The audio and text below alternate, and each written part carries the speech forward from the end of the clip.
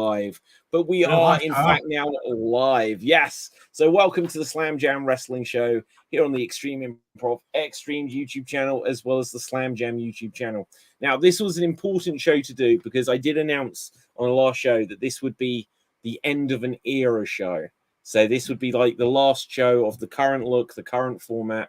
And then we're going to go to a brand spanking new look one day next week. Not sure what day it will be yet. Whichever day I can muster the most of the Slam Jammers together. But Gav, you are here, and I always appreciate that. How are you? That's all right. My hands have disappeared. They're up in the air, but yeah. Yeah.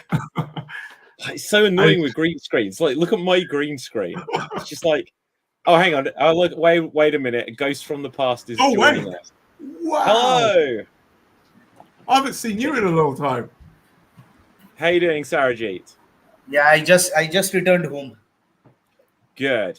So I was just saying, Sarajit, this is the end of an era episode of Slam Jam, because this is the last one where it's going to look and feel exactly like it does, and then it's like NXT went to 2.0. We're going to go to Slam Jam 2.0. And then in 6 months' time, I realize it didn't work, and we'll go back to the original. Right. So, but yeah, let's talk about some wrestling, guys. I assume you've both seen Bad Blood from this weekend. Yeah.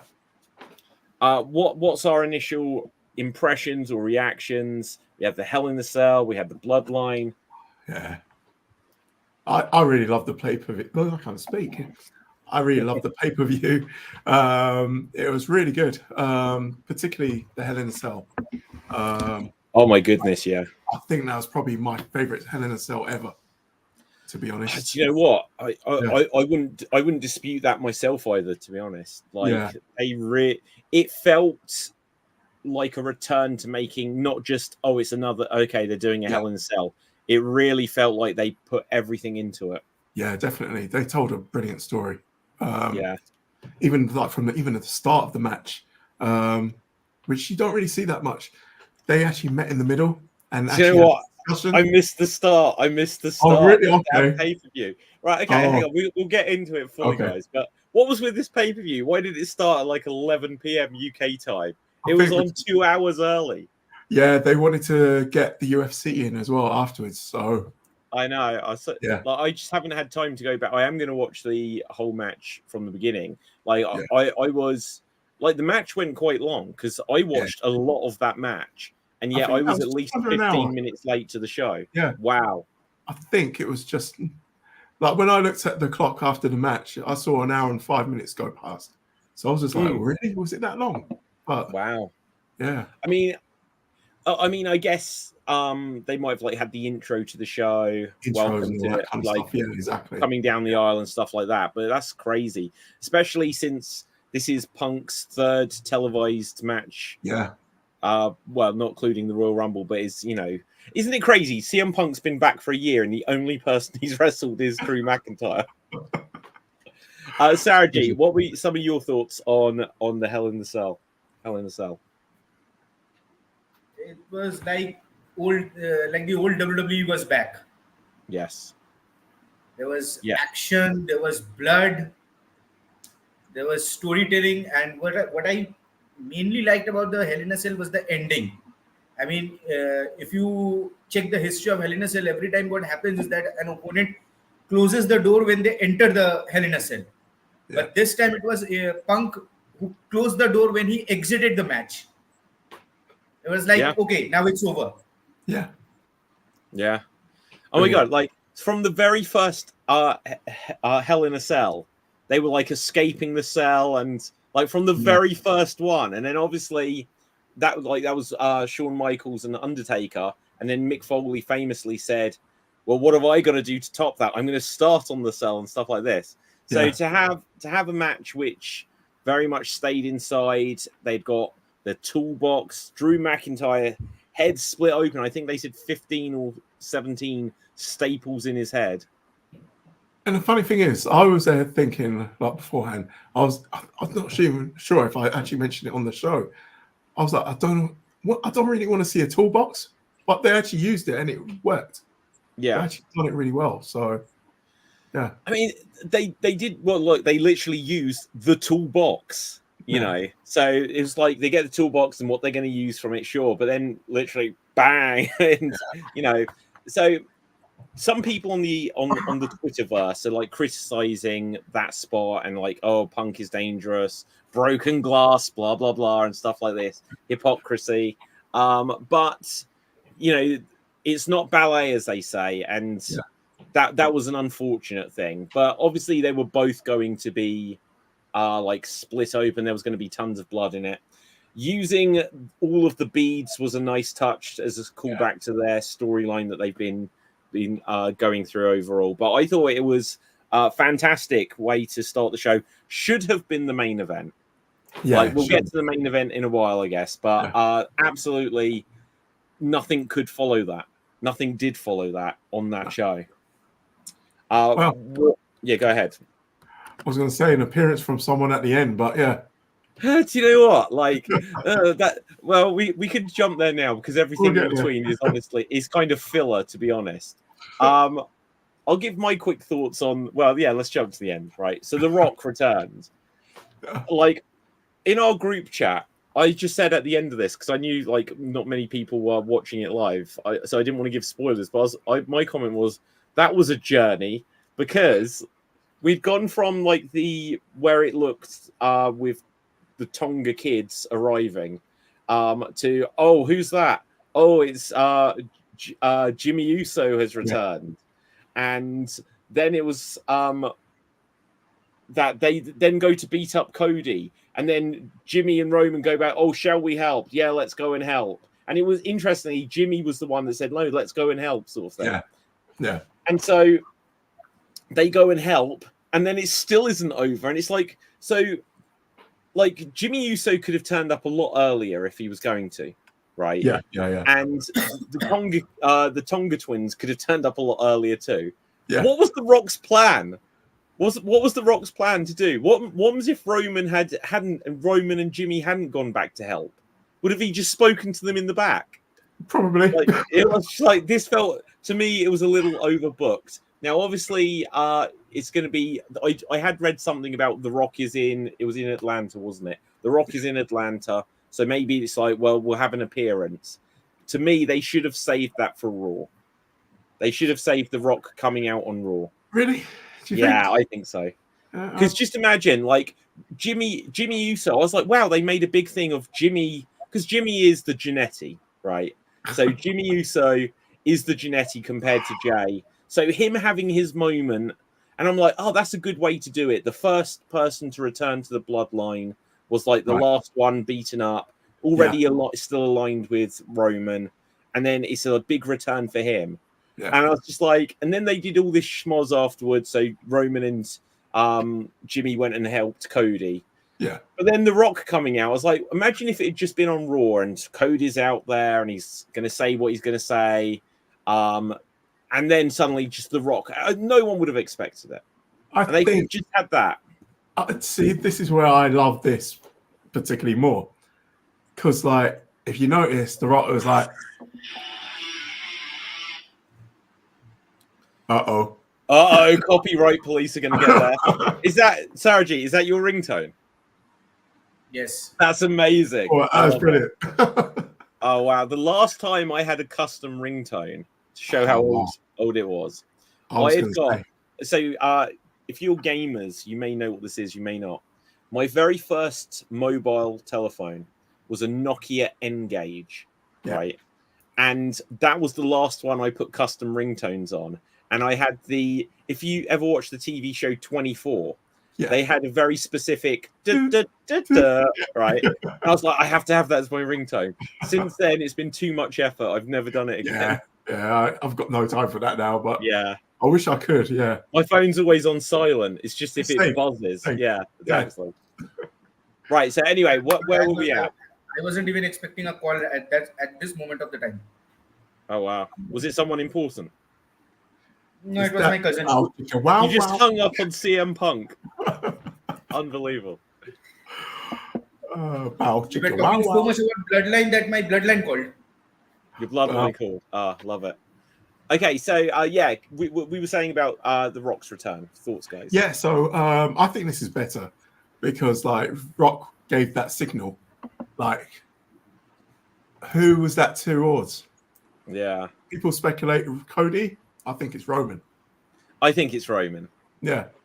Okay, but so obviously we're going to get to Survivor Series War Games. Right. And so the evil bloodline, the wolf pack bloodline, which they should totally just embrace that. They've got the Samoan werewolf in it, right? I personally call them transfusion, but transfusion, exactly. Yeah, but so many people would muddle up that term into the context. Yeah. You know, they'll be like, that group, right? Anyway, I won't even say it. I'll get into trouble on this channel, right? So you've got Solo, you've got Jacob Fatu, you've got Tonga Loa, you've got Tama Tonga. War Games have been 5-on-5, so it has to be The Rock. It has to be The Rock, and then on the other side, you can have Roman. Well, okay, after the pay-per-view, you can't have Kevin Owens in the mix now. No. But you'll have Roman, you'll have Jimmy, you'll have Jay, you'll have Sammy, and then who's their fifth? Because if it's not Kevin Owens, is it Cody? It could be Cody. Brock Lesnar. Oh, Brock Lesnar. I don't know. It could be. Heyman brings him back. Heyman, yeah. Oh, right. You know, Sarji, that would be an amazing. Yeah, that'd be good. Okay. Would it be Randy? It can't really. No. Well, who cares? Imagine it's like Survivor Series 2 years in a row. Randy's just like the fifth guy out, like the last guy out. Yeah. It's like, no, but they should tease that. They should have Paul Heyman come. So they've had Jimmy come back to help Roman. Next up, they should have, I don't know, can they have Sammy come back yet? Or is he the one? Who's it more important to rejoin next? Where's the story taken? Not Jay, sorry. Jay. Jay, rather. Yeah. So they could have Jay come back and then he reunites with his brother. I think it's a bigger moment because Sammy was the first one to break off. So you literally go in reverse order. Yeah. But in the middle of that, they need to bring back Heyman. And then if The Rock, and if he's like, The Rock, imagine if they bring out The Rock and Roman's like, Rock, we want you to help us fight the Bloodline. But then Rock and the Bloodline beat down Roman. And so it's like, we need another person.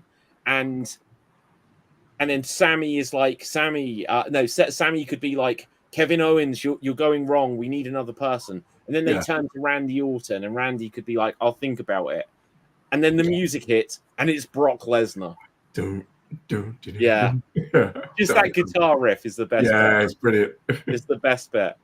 I was so sad when the first time... Did you ever have that WWF CD, which was the 3 eras, like then, now, right? Brock's theme on it doesn't have... Okay, so there is one that had like the golden era, the Attitude era, and now. And it just called it Now. And on the Now one, it got Brock Lesnar's theme, but it just started with bomb, bomb, ba bomb, bomb. And it didn't have the... It's like that's the best part. Yeah, it's the best part. No, Sarah G, I think you're onto something there. Yeah, I've been telling this from the day one that Brock Lesnar might return because Paul Heyman was taken out now. See, the thing is as well, like if you saw the beginning package, I know you missed the beginning off the pay-per-view, but in the package, you see Paul Heyman walking backstage with Roman. So I was like, oh, you know what? They made that slip because we haven't seen Heyman since. And I was like, how are they putting a Heyman in there? So is he going to come out or? Oh, okay. I completely missed that. Yeah, it wasn't like an old clip. Why did they wait Heyman's return? Oh, Roman's wearing OTC. Oh my god, that's crazy. Yeah. So I was just can't believe that. I missed that. What's going on here? So. Yeah. Okay. I don't think they should have Heyman align with The Rock or anything, though. Heyman should stay with Roman. Yeah, exactly. He needs to. And if they bring in Lesnar, because look, obviously Lesnar hasn't been there in a year because of the whole Vince McMahon stuff, and they've never taken him off the website. Yeah. Obviously, Paul Heyman and the whole TKO Dana White thing. I think Lesnar is coming back, and reintroducing Lesnar in a ring with The Rock, with Roman, with everyone else, it's like it's going to be hard to. If there's a negative reaction, it's going to get lost in that there's so much other stuff. What if they swerve it? Lesnar is coming back, but it's not Brock. It's his daughter. No. I couldn't stomach that. Right. She's a wonderful personality, I'm sure. Yes. Please don't kill me. But right. So let's talk about the match, and we can talk about some of the other matches as well. But let's since we're already there, let's talk about the Bloodline versus Roman and Cody. Thoughts on the match overall? It was okay. Yeah.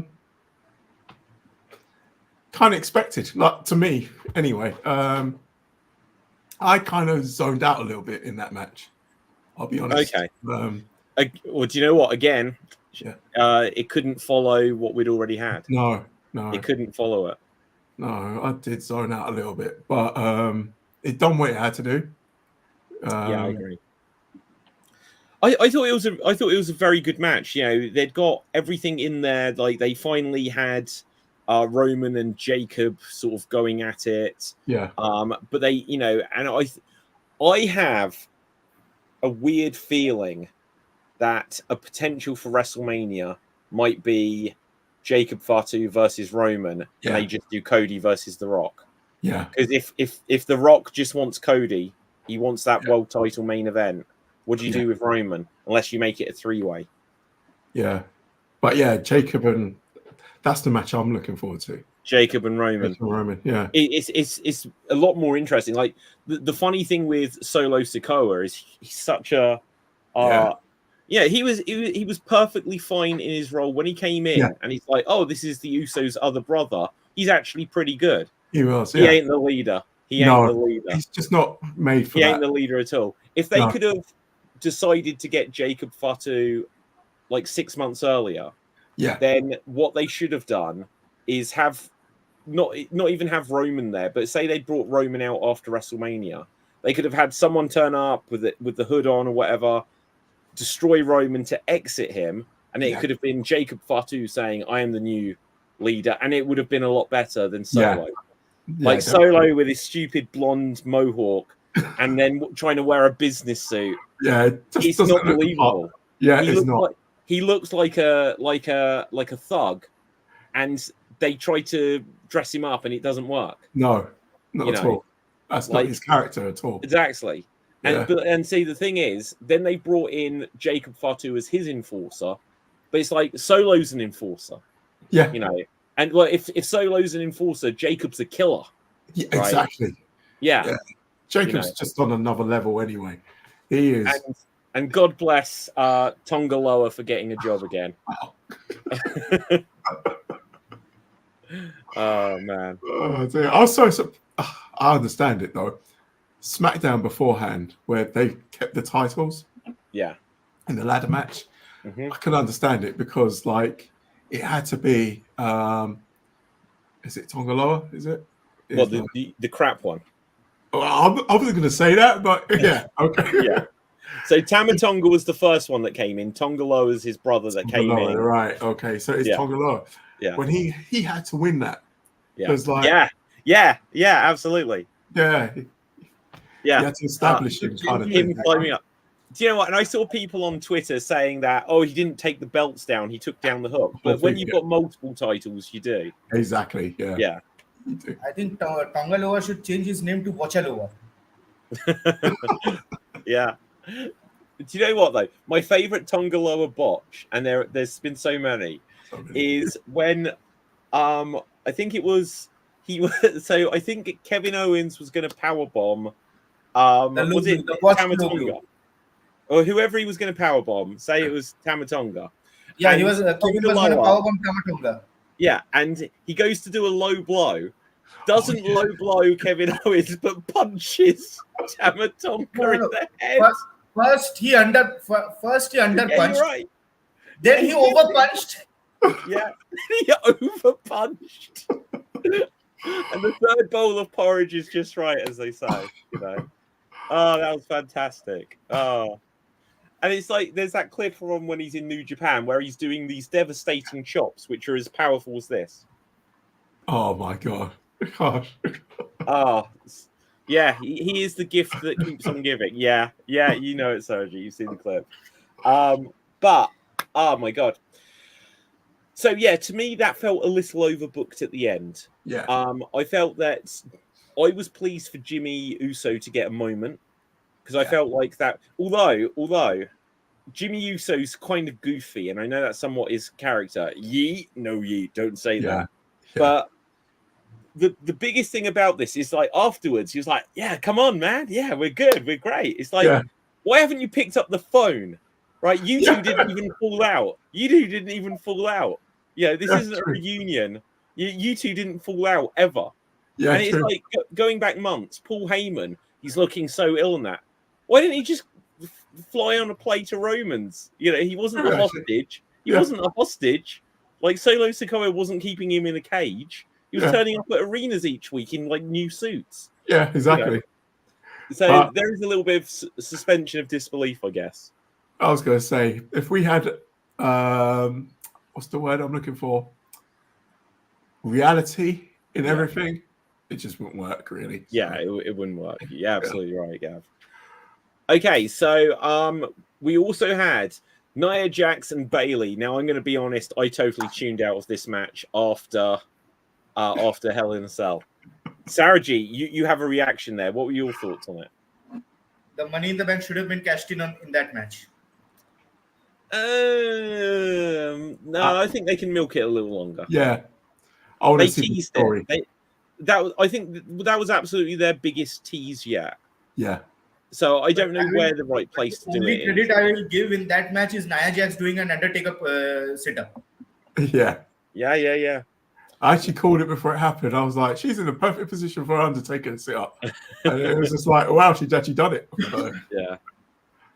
No, I think, look, if she's The Rock's cousin, basically. So, of course, she's had this tremendous push this year where she was like Queen of the Ring, Money in the Bank, not Money in the Bank, wins the title. So the Money in the Bank cash in. Queen of the Ring. I don't think, because if she loses it now and it's Tiffy time, it would be weird Nia Jax chasing at her for it straight away. Yeah. It feels like that point where it gets to the beginning of the year and it's like, oh, whoever loses their title, they're screwed for WrestleMania. I don't know who they could put that title on. You know something? Go for it. I'm just now thinking, because we all know that Crown Jewel is going to be champion versus champion now. Yeah. Is this the time when Tiffy could catch in on one of them? Because it's champion. Well, and then she ends up with that ginormous belt that they showed. I don't know. That would be amazing. It would be different, wouldn't it? Yeah. If she makes it a triple threat and she wins, but then she wouldn't win the title, though, would she? Well, she would. The title's not on the line. She'll win the Crown Jewel title, but...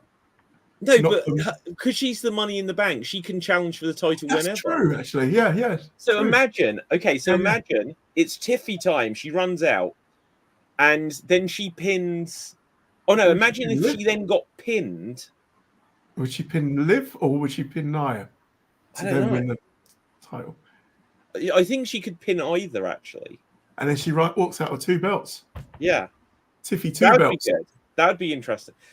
They haven't showed the woman's one yet. They only showed 1 belt. If it's was a belt, do you remember that meme where it shows Adam Cole as a child with a giant belt? Right. Yeah. I've never seen. I think I've seen on one indie promotion, indie wrestling giant belt. Like I've never seen a belt that big. Okay. Oh man. Connection error. I bet that is the one as well. Okay, let's bring it up. Let's have a look here. Okay, so this is a belt. And why did they call this the Champion of Champions belt? What, the Crown Jewel one? Yeah, or is it the Crown Jewel belt? I guess. Right. Honestly, I don't know what championship is, but it looks like this. If you've ever seen that championship before, it's so big. Massive. It's too big, isn't it? That's way too big. Was that for Big Show? It is New South champion for whatever indie promotion that is. That's Big Show's belt. Actually, I'm saying that it should be Big Show. Well, it should be. Yeah, it looks like it would fit Andre the Giant. Or yeah. But okay, let's bring up this Crown Jewel Championship because it's overly large. Yeah. But it feels like every show that they do out in Saudi, like when Braun Strowman won a green belt. Across you, but your T-shirt, man, that's pretty crazy. How it's looking. Oh, what this? Yeah, I know. It's the green.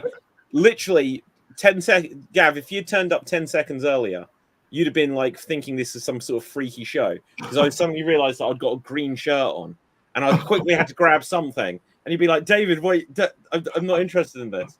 Right? It'd have been some weird striptease that I was doing. Right. Okay, let's bring up this open image in a new tab. The Triple H reveal of this belt. It's as comically big as that other one. Just because look at the size of it. Wow. Yeah. Like, literally, if you look here, the side plate looks like the world title. Yeah, it does. The same shape as the world title. So if it's got the world... I thought the other side was going to be like the WWE title. Right. Which would have been a nice idea. But each side plate is shaped like the World Championship. Yeah. That's a massive... But then again, do you know what? Is that a title that is just going to be the same as when Braun Strowman won? Yeah. You'll never see it again. Yeah, exactly. Because it's more like when they... Finally, this year, for the first time since Brock Lesnar won the King of the Ring, they said the person that wins the King of the Ring gets a world title shot. It's like this formula that, you know, when they brought it in for the Royal Rumble, you win the Royal Rumble, 3 months later, you challenge at WrestleMania. You win King of the Ring, 3 months later, you challenge at SummerSlam. It's such an obvious formula. This is the first year since Brock Lesnar where they decided to do that. But if this is the world champion versus the WWE champion, what's the point of winning it? You don't get a title shot. You just get this trophy. Yeah. I hate to say it's meaningless, but it's kind of the equivalent of AEW's Owen Hart Championship belts. True. Because they celebrate with the belts and do nothing with it. Survivor Series champion versus champion. Survivor Series what? Oh, yeah. Champion versus champion. A Survivor Series? Yeah, they may be compensating us for that because now at Survivor Series is inside the cage. Yeah. Yeah, it's true. Yeah. To be honest, those Survivor Series matches where the brand versus brand matches were actually made sense. Yeah. Well, yeah, I liked that, but unfortunately, with Survivor Series, it's all. So finally, WCW, it turns out, did win on this level because the Survivor Series concept is dead, and it's all about war games. Yeah. So they're not going to have like a 4-on-4 or 5-on-5 Survivor Series match and then do a War Games match. Yeah, exactly. Yeah. So Survivor Series is unfortunately dead in the water because of that.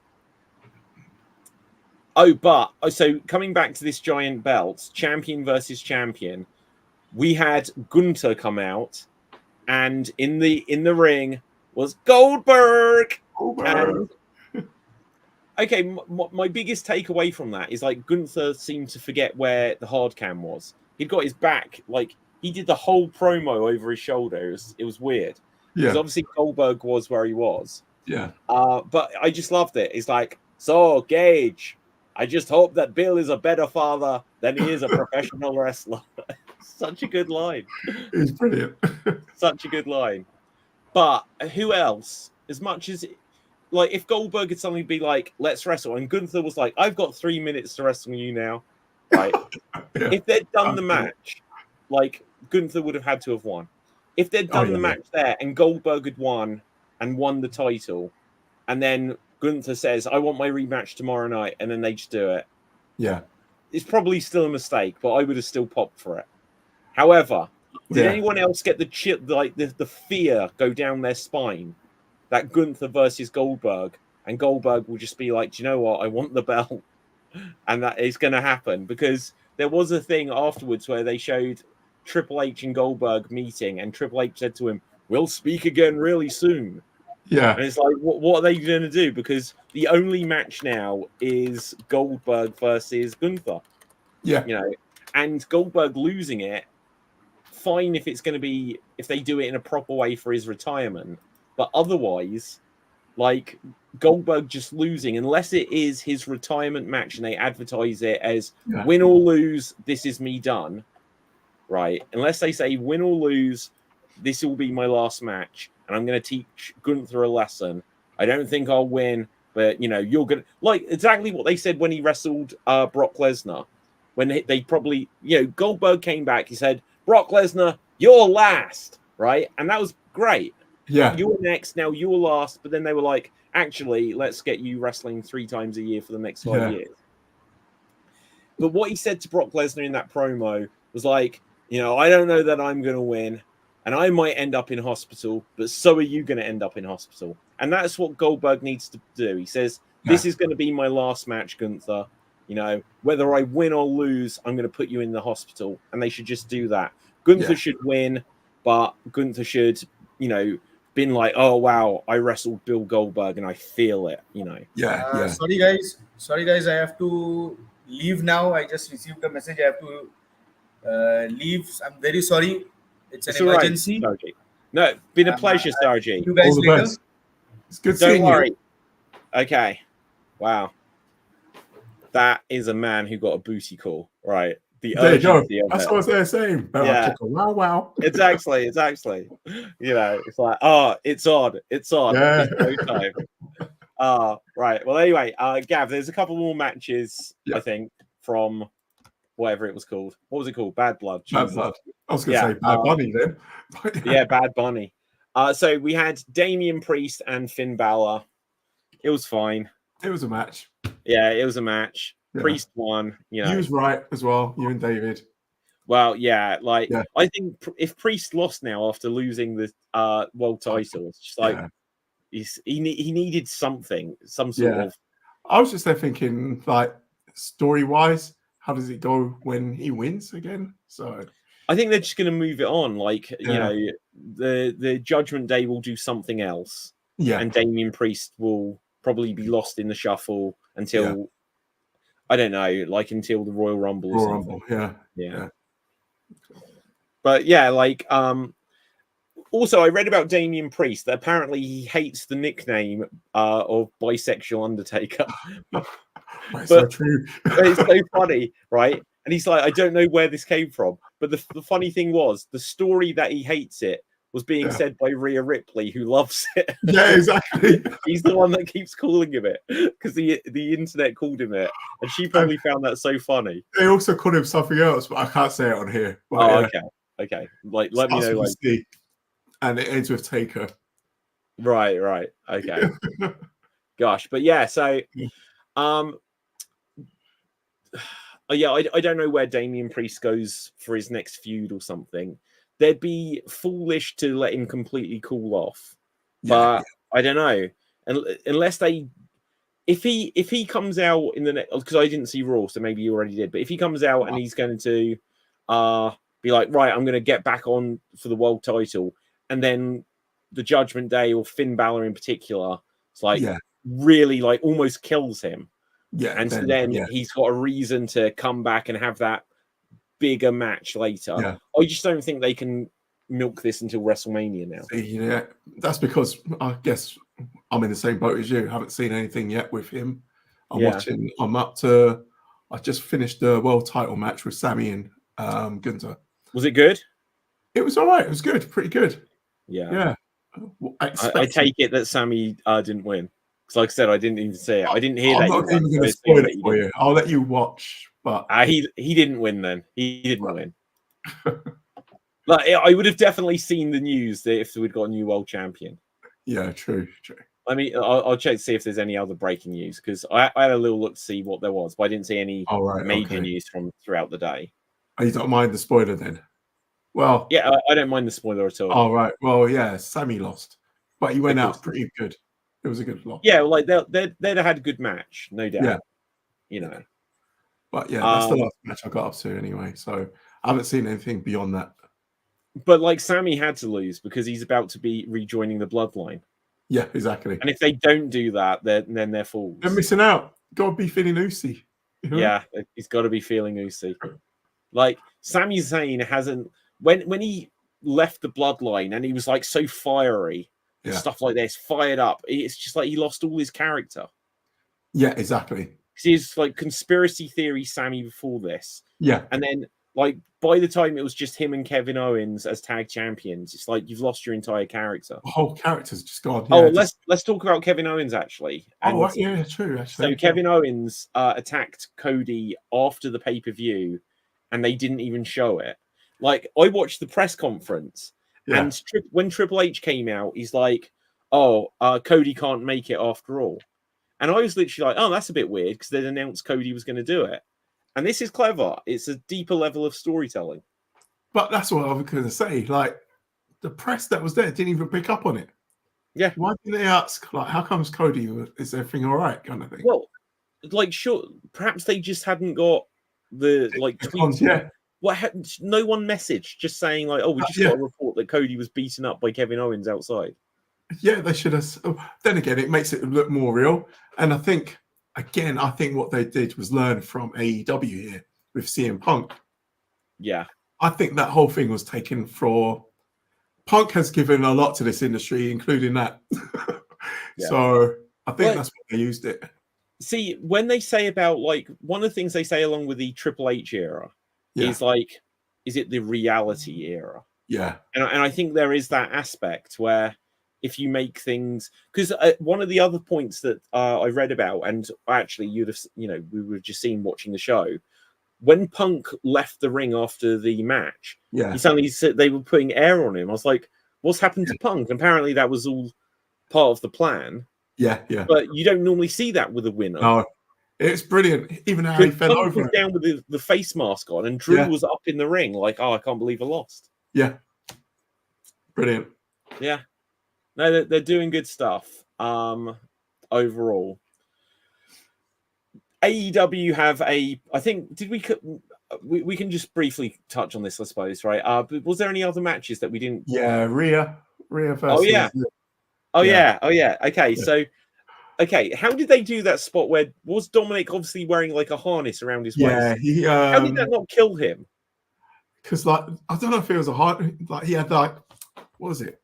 You know when you're in the gym and you can wear those leg extensions, right? Wraps around your leg. I think it's something that was tied onto the cage so that he can roll out and be hanging.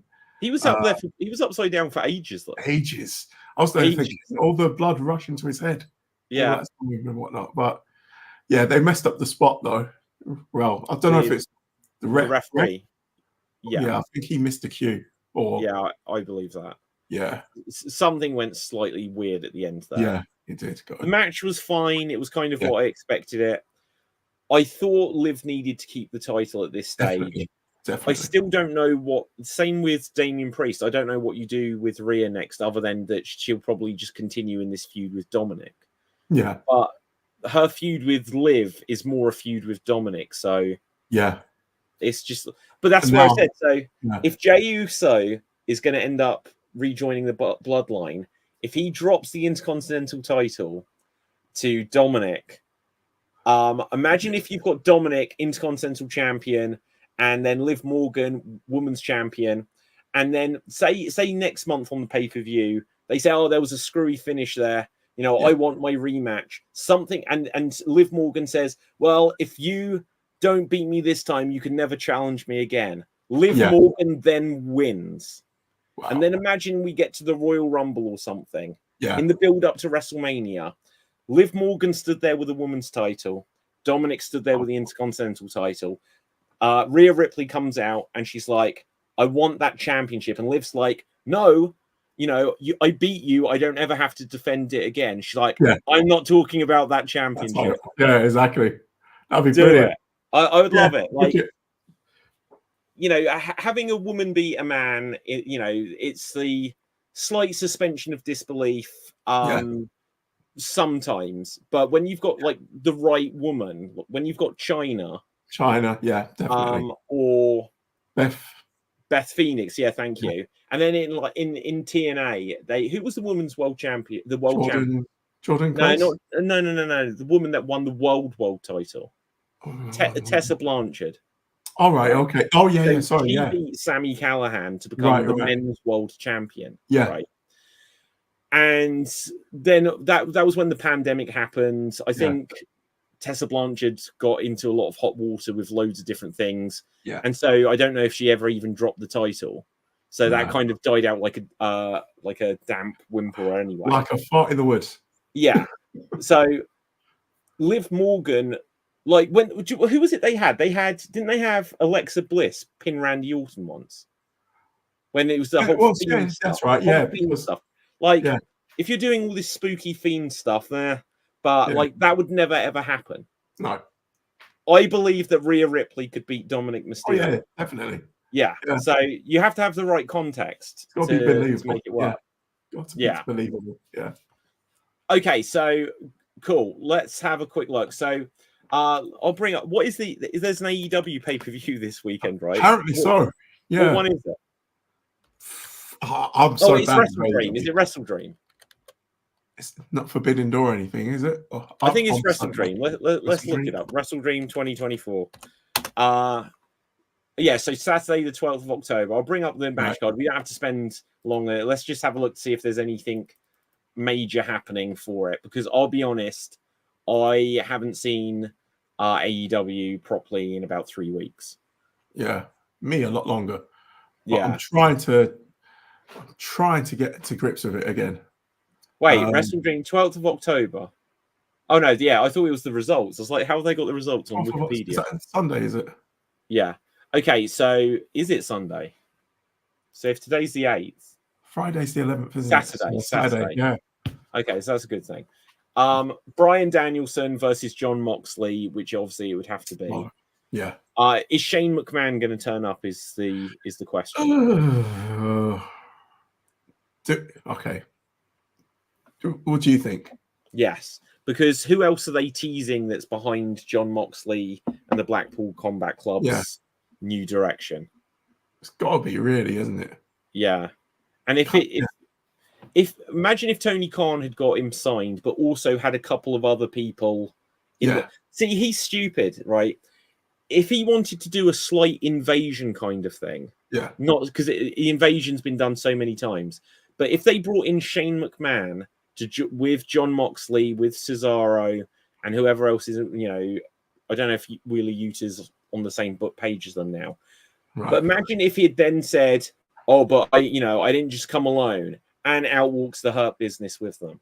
You could have brought in oh my God, because that way that you've got John Moxley, you've got Cesaro, you've got Bobby Lashley.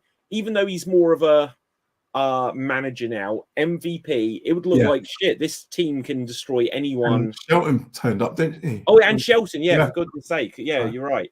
So you could have had this incredibly dominant looking faction to exactly. It's so true. And the reason I'd say to do that, because I'm sure some people would think, well, that's a waste of the Hurt Business to just be the lackeys coming in with Shane.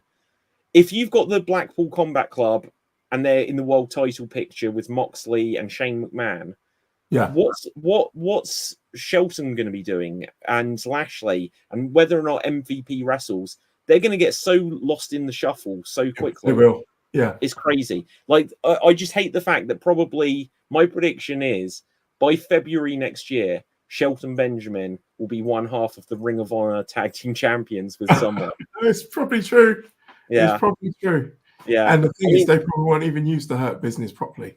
Well, exactly. I mean, even Cesaro, they made him Ring of Honor World Champion, but the whole thing of when he was in WWE was, they should push him to the moon. AEW still haven't, And Shelton Benjamin is another guy who you could say he should have been pushed to the moon, and it ain't going to happen. Controversial thing here. Yeah, go for it. I can't see Cesaro or Claudio as world champion.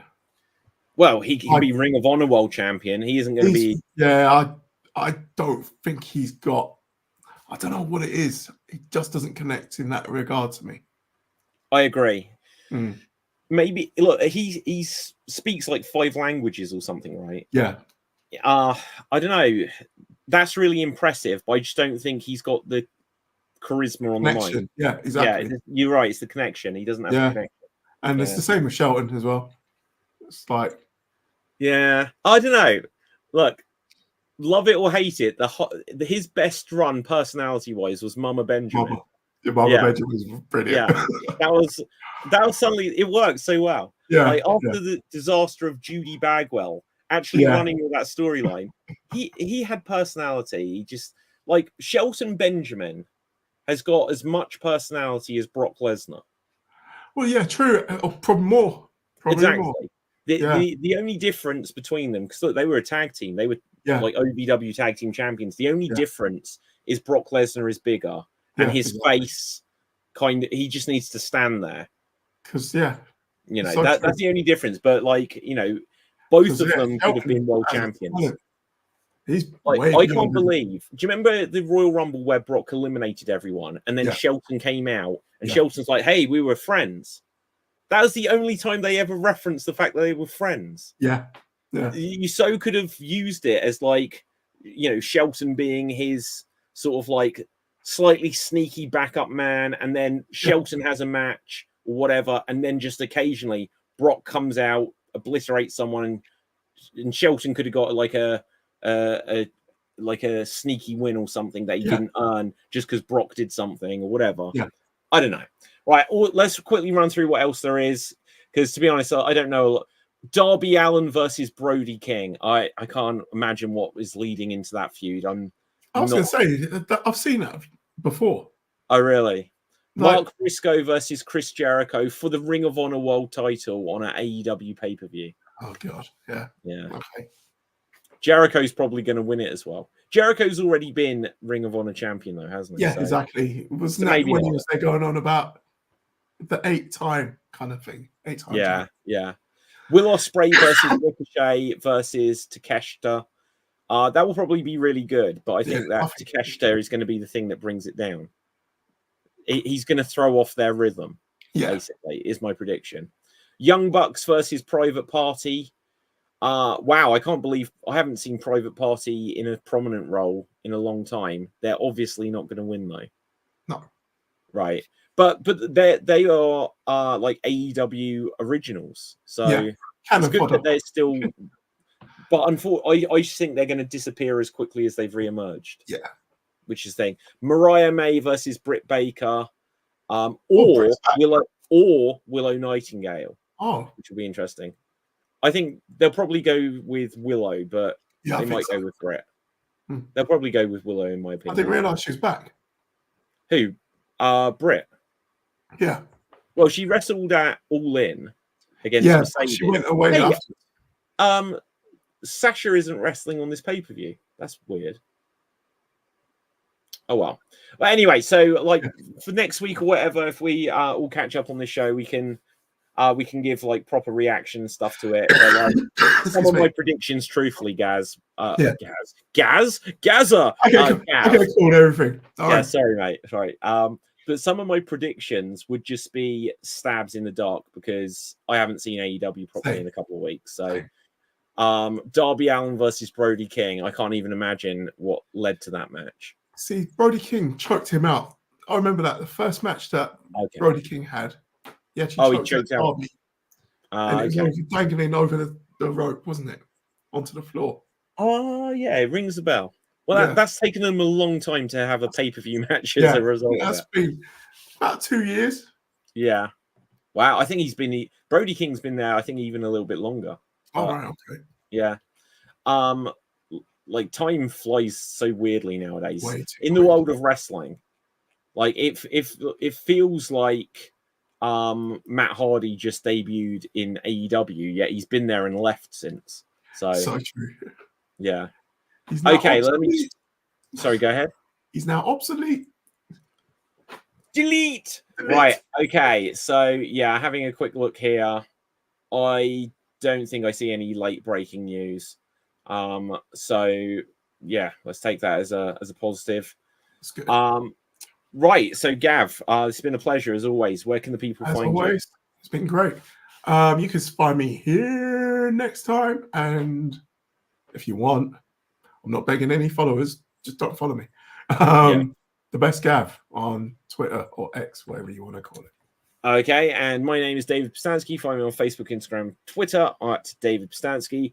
And with that, make sure you smash that subscribe button. This will be the last of the current era of Slam Jam, but it's going to just be better from next time. New graphics, still pretty much the same, but just a few tweaks to the format and stuff. But all these details will come out next week, I guess. So until next time, take care and ciao for now.